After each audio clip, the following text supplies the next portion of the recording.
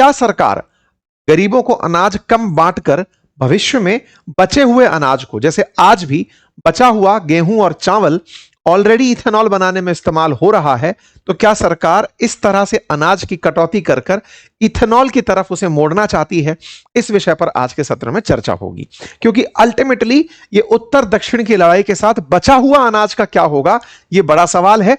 इस पर आप और हम डिटेल में चर्चा करेंगे। तो हुआ कुछ यह है कि भारत सरकार ने राष्ट्रीय खाद्य सुरक्षा संशोधन विधेयक 2026 का एक ड्राफ्ट बिल जारी किया है, जिसमें कहा यह गया है कि अंत्योदय अन्न योजना AAY, जिसे आय के नाम से भी जानते हैं, इसके तहत जो मिलने वाली व्यवस्था, राशन की जो व्यवस्था है, उसमें प्रति परिवार जो 35 किलोग्राम खाद्यान्न दिया जाता था, उसे अब प्रति व्यक्ति 7 किलोग्राम करने का प्रावधान किया जा रहा है।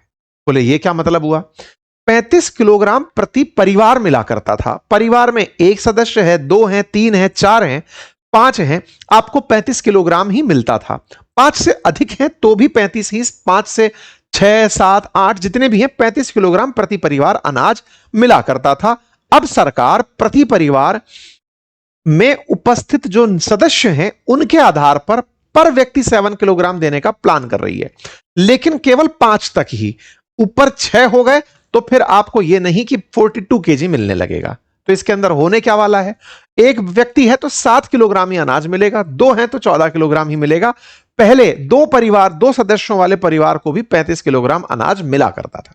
यह जब बात बाहर निकलकर आती है तो जो विजय हैं, मुख्यमंत्री जोसेफ विजय, तमिलनाडु के CM, और CPIM जो ग्रुप है केरला से, वो इस बात के विरोध में आ गए। बोले साहब ये तो सही नहीं है, आप इस तरह से करके हमारे साथ गलत कर रहे हो। अब क्या गलत हो रहा है उसको समझेंगे, लेकिन उससे पहले थोड़ा सा इस नेशनल फूड सिक्योरिटी बिल के बारे में जान लेते हैं। क्या है ये एक्ट, क्या है, और फिर मसौदा बिल क्या है वो भी जान लेंगे।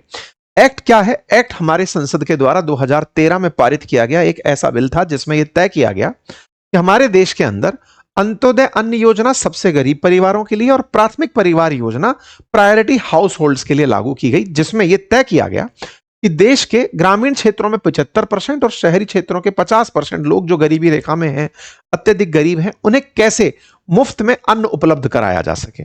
इसमें से जो अंत्योदय अन्न योजना थी उसमें तो प्रति परिवार 35 किलोग्राम खाद्यान्न की आपूर्ति सुनिश्चित की गई, लेकिन जो प्राथमिक सदस्य थे यानी PHH परिवार जो थे, जिन्हें आप लोग प्रायोरिटी हाउस होल्ड कहते हैं, इन प्रायोरिटी हाउस होल्ड को चावल 3 रुपए किलो, गेहूं 2 रुपए किलो और मोटा अनाज 1 रुपए किलो देने का प्रावधान किया गया था।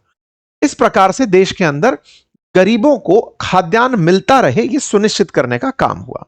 अब अंत्योदय अन्न योजना और प्राथमिक परिवार, इनके लिए कुछ क्राइटेरिया रखे गए थे कि किन्हें तो 35 किलोग्राम प्रति परिवार मिलेगा और किन्हें 3 रुपए किलो चावल, 2 रुपए किलो गेहूं मिलेगा। इनके कुछ क्राइटेरिया थे। 2013 में यह एक्ट आया और इसके माध्यम से देश के अंदर बड़ी मात्रा में लोगों की खाद्यान्न आपूर्ति सुनिश्चित की गई। केंद्र और राज्य ने तय यह किया कि केंद्र सरकार खाद्यान्न खरीदेगी, राज्यों को उसे बांटेगी, उसको ट्रांसफर करेगी और फाइनेंशियल हेल्प उपलब्ध कराएगी। और जो स्टेट गवर्नमेंट है वो ये पहचानेगी कि बेनिफिशियरी कौन है, कौन सी जगह से यानी फेयर प्राइस शॉप कौन सी ओपन की जा सकती है, कहां पर शिकायत निवारण किया जा सकता है, यानी डिस्ट्रीब्यूशन जो है वो स्टेट के हाथ में दे दिया। प्रोक्योरमेंट, खरीदारी जो किसानों से खरीदनी है, जो आप MSP के माध्यम से खरीदते हुए देखते हैं, वो केंद्र सरकार करेगी और केंद्र सरकार राज्यों के माध्यम से डिस्ट्रीब्यूट करेगी। यह था नेशनल फूड सिक्योरिटी एक्ट 2013। इसके माध्यम से अंत्योदय अन्न योजना और प्रायोरिटी हाउस होल्ड, इन दोनों के अंदर अन्न का वितरण शुरू हुआ। फिर आती है प्रधानमंत्री गरीब कल्याण योजना। जब कोरोना काल आता है तो 2020 के अंदर प्रधानमंत्री के द्वारा यह अनाउंस किया जाता है कि जो ये 2 रुपए किलो 3 रुपए किलो वाले लोग थे, इन्हें भी अब मुफ्त में अनाज दिया जाएगा, क्योंकि देश में कोरोना का एक राहत पैकेज अनाउंस हो रहा था। तो ऐसे में 26 मार्च 2020 को तय हुआ कि खाद्यान्न, चाहे वो प्रायोरिटी हाउस होल्ड हो चाहे अंत्योदय अन्न योजना वाला हो, दोनों को ही अब मुफ्त में उपलब्ध कराया जाएगा। सरकार ने एक बड़ा वित्तीय बजट निकाला कि भाई ठीक है, प्रधानमंत्री गरीब कल्याण योजना के नाम से, गरीब कल्याण अन्न योजना के नाम से ये जो फ्री फूड ग्रेन स्कीम है, इसको नाम से जाना जाएगा। यानी कि एक प्रकार से जो प्रधानमंत्री के द्वारा फ्री अनाज बांटने का प्रोग्राम किया गया कोरोना के समय में, उसे प्रधानमंत्री गरीब कल्याण अन्न योजना के नाम से जाना जाना शुरू हुआ। अब ऑलरेडी देश में नेशनल फूड सिक्योरिटी एक्ट चल रहा था और प्रधानमंत्री के द्वारा ये जारी कर दिया गया। इन दोनों को मर्ज करके अगले 5 साल के लिए और बढ़ा दिया गया। कुल मिलाकर प्रधानमंत्री गरीब Kalyan Yojana national food security act का ही प्रतिपादन करने लगी। ठीक है साहब। अब क्या होता है कि न्यूज निकल कर आती है जून 25 को कि भारत सरकार बेनिफिशियरी को 7 किलोग्राम प्रति व्यक्ति के हिसाब से देने का प्लान कर रही है। टेक्निकली स्पीकिंग तो आप कहेंगे ये तो ठीक ही कर रही होगी, क्योंकि 35 किलोग्राम प्रति परिवार अगर मिलता है और किसी परिवार में 2 ही सदस्य हैं, तो जो बाकी बचा अनाज है वो अनाज किस काम का? ओके। वहीं दूसरी तरफ जो 2 व्यक्ति वाला परिवार है वो अगर 14 किलोग्राम अनाज पाता है 35 की तुलना में, तो सरकार को इससे क्या फायदा? इन दोनों ही बातों को अब थोड़ा सा समझते हैं। इस टेबल से समझिए, अभी तक यह होता था कि परिवार में 1 सदस्य है तो भी 35 किलोग्राम और 5 सदस्य हैं तो भी 35, और उससे ऊपर तो फिर 35 ही मिलेगा। लेकिन प्रस्ताव के बाद में 35 वाले को 7 मिलना शुरू होगा, मतलब 1 सदस्य वाले को 2 वाले को 14, 3 वाले को 21, 4 वाले को 28। इस प्रकार से जो वजन है उसके अंदर परिवर्तन आने लगेगा, जिससे जो 1 सदस्य वाला व्यक्ति था, उसको परिवार था, उसको 28 किलो अनाज कम मिलेगा। 2 वाले को 21 किलो कम मिलेगा, 3 वाले को 14 किलो, 4 वाले को 7 किलो। बाकी सब में कोई परिवर्तन नहीं आएगा। ये जो अंतर हुआ ना, इससे अगर लार्ज स्केल पर देखो तो काफी ज्यादा टन में अंतर आता है। मतलब स्टेट को दिए जाने वाले, क्योंकि तो प्रति माह बटने वाला अनाज है, तो इस वजह से ओवरऑल जो अनाज है उसमें दिक्कत आएगी। यानी कि राज्य को जो अनाज पहुंचाया जाएगा उसके अंदर कमी आएगी। जहां तक बात हो तमिलनाडु की, तो यहां के जो मुख्यमंत्री हैं उन्होंने प्रधानमंत्री को यह पत्र लिखकर कहा है कि साहब हमारे यहां पर तमिलनाडु में 18.5 लाख अंत्योदय अन्न योजना के तहत आने वाले परिवार हैं। ऐसे में करीब 15.75 लाख परिवारों में 5 से कम सदस्य हैं। मतलब हमारे यहां तो जनसंख्या पहले ही कम है, अब आपकी मेजॉरिटी नंबर ऐसी है जिसमें 5 से कम लोग हैं। इसका मतलब तमिलनाडु को मिलने वाला जो अनाज है अब वो और कम हो जाएगा। यानी 85% परिवारों में अब 35 किलो अनाज नहीं जाएगा, जिससे राज्य को आवंटित होने वाला 65,000 टन अनाज अब घटकर 42,000 टन रह जाएगा। यानी 23,000 टन ऐसा होगा जो राज्यों को नहीं पहुंचेगा। अब 23,000 टन बड़ा नंबर है। 23,000 टन के हिसाब से 23,000 मल्टीप्लाई 1,000 और फिर पर केजी का भाव, तो ये करोड़ों में वैल्यू पहुंचती है। इतना राज्य के पास अब अनाज कम पड़ने लगेगा। यह बात केवल एक परिवार के केस में नहीं है, जिन राज्यों में परिवार छोटे हैं उन सब पर लागू होती है। तो तमिलनाडु और केरल दोनों पर ही यह बात लागू होती है। तो एक बार के लिए आप ये कहेंगे कि क्या बात कर रहे हो, 7 किलो अनाज के लिए कोई राज्य इस तरह से रिएक्ट कर सकता है क्या? लेकिन आप विचार करके देखो कि अगर 20 रुपए किलो भी चावल, क्योंकि तमिलनाडु चावल कंज्यूम कर रहा है, तो 23,000 मल्टीप्लाइड बाई 1,000 मल्टीप्लाइड बाई 20, तो 20 के साथ में 23,000, 46,000, 4,60,000 और उसके साथ में 3 जीरो और जोड़ दो, 5 और 3 8, लगभग 450 करोड़ के आसपास का अनाज होगा जो आपके तमिलनाडु को अब नहीं मिलेगा। तो अब तक जो मिल रहा था फिर उसका क्या हो रहा था, आपके दिमाग में ये सवाल आएगा। तो ये वो नंबर्स हैं जो तमिलनाडु को अब तक सरकार के द्वारा उपलब्ध कराया गया। केरल का भी यही हाल है, क्योंकि केरल में भी जो औसत परिवार का साइज है वो छोटा है। इसके चलते सत्ता पक्ष और विपक्ष दोनों ने ही इस बात का विरोध किया है। तमिलनाडु और केरल दोनों ही इस बारे में विरोध करते हुए कह रहे हैं कि आप हमें अनाज कम देंगे। अब आपके दिमाग में एक बेहद बेसिक सा सवाल आएगा कि सब एक्स्ट्रा अनाज मिलता था उसका करोगे क्या? खाने में तो 7 किलो ही काम आ रहा है, और 7 किलो का प्रयोजन क्या है?